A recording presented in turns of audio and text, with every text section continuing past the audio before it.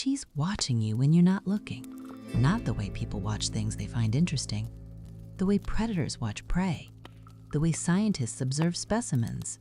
She's cataloging your reactions, your micro-expressions, the split second between when something happens and when you decide how to feel about it. Most men think women test them to be difficult, to play games, to waste time. They're wrong. She tests you because she has to, because her biology demands it, because somewhere deep in the architecture of her brain, there's a system older than language that needs to know if you'll break under pressure. You see it in how she contradicts herself, says one thing, does another.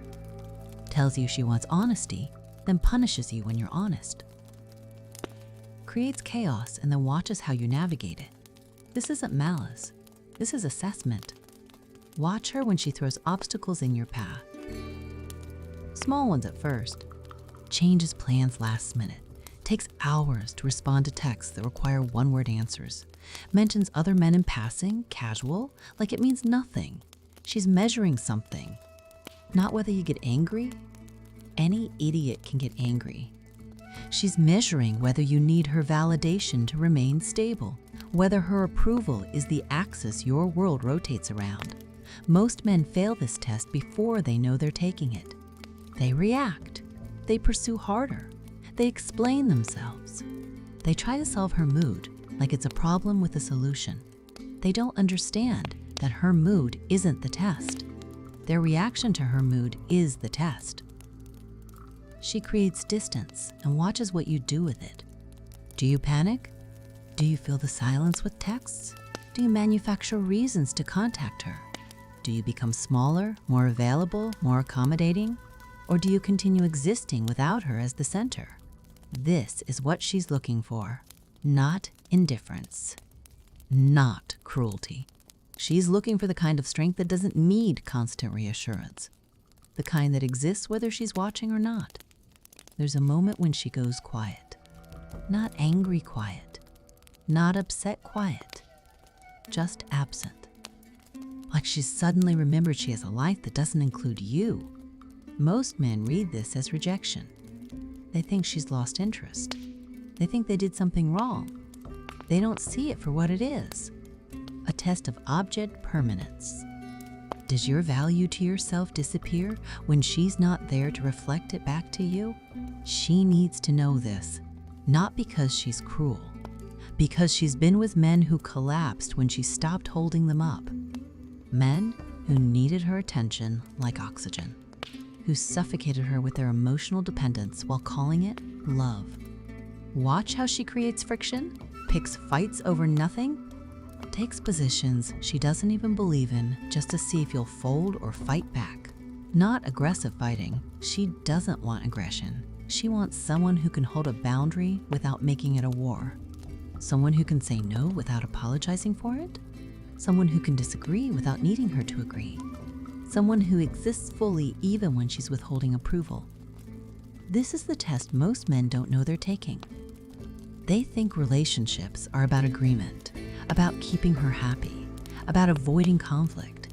They don't understand that she's not looking for someone who avoids conflict. She's looking for someone who can handle it without falling apart. She mentions other men, casually, like she's just sharing information. She talks about her ex, about the guy at work who's funny, about the friend who's been texting her lately. Most men hear this and feel their stomach drop. They hear competition, threat, the possibility of replacement. They don't see the test underneath. She's not telling you about other men because she wants them. She's telling you about other men to see if your sense of self requires her complete romantic focus to remain intact. Can you hear about other male attention without your ego fragmenting? Can you remain who you are when reminded that she has options? That you're not the only possibility in her life? This is what she needs to know. Because she's been with men who demanded all of her attention while offering nothing in return. Men who monitored her phone, her friends, her social media. Men who called it love when it was really just weakness pretending to be care. She tests your jealousy by refusing to manage it for you.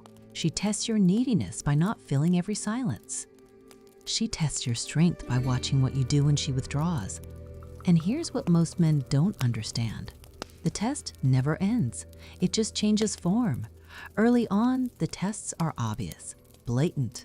She cancels plans. She doesn't respond for hours. She mentions other men. She creates small chaos and watches how you handle it. Later, the tests become subtle, invisible. They're in how you respond to her bad days, her stress, her moments of doubt. Do you absorb her emotional state and make it yours? Do you need her to be okay for you to be okay? Or can you remain stable while she's unstable? Not cold, not distant, just solid, like a foundation that doesn't crumble when weight is applied. This is what she's searching for, someone who doesn't need her to be a certain way to remain himself. Watch her when she's upset about something unrelated to you. Work, family, life. Most men try to fix it, to solve it, to make it better. They think that's what she wants. She doesn't want that. She wants to see if her emotional state becomes your emotional state. If her problems become your problems. If her mood determines your mood. Can you be present without being consumed? Can you care without needing to cure? This is the test. She creates dependency to see if you'll accept it. She asks for help with small things, then bigger things, then everything. She positions herself as needing you. Most men feel powerful in this. Needed, important. They don't see that it's a trap.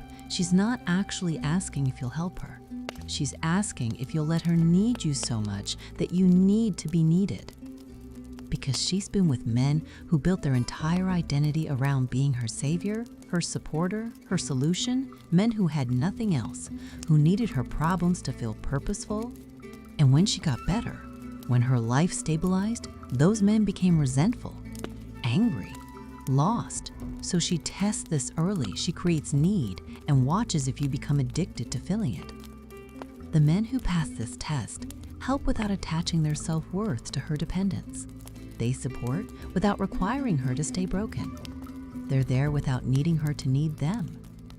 She watches how you handle her in social settings. With your friends, with her friends, with strangers. Does your personality change when she's in the room? Do you become more or less? Do you perform or disappear? She's looking for consistency, for someone who's the same person regardless of audience, who doesn't need her presence to feel valid and doesn't need her absence to feel free. Most men don't understand this test because they don't realize they're performing. They think they're just being social, being friendly, being appropriate. They don't see how they dim their light or amplify it depending on whether she's watching. She sees it. She sees when you change your opinions to match hers. When you laugh at things that aren't funny because she laughed. When you agree to things you don't want because you think that's what keeps her interested. This doesn't make her feel wanted. It makes her feel alone with someone who isn't actually there, just a mirror reflecting what they think she wants to see. The test is whether you remain yourself when she's testing whether you'll stay yourself. It's recursive, deliberately so.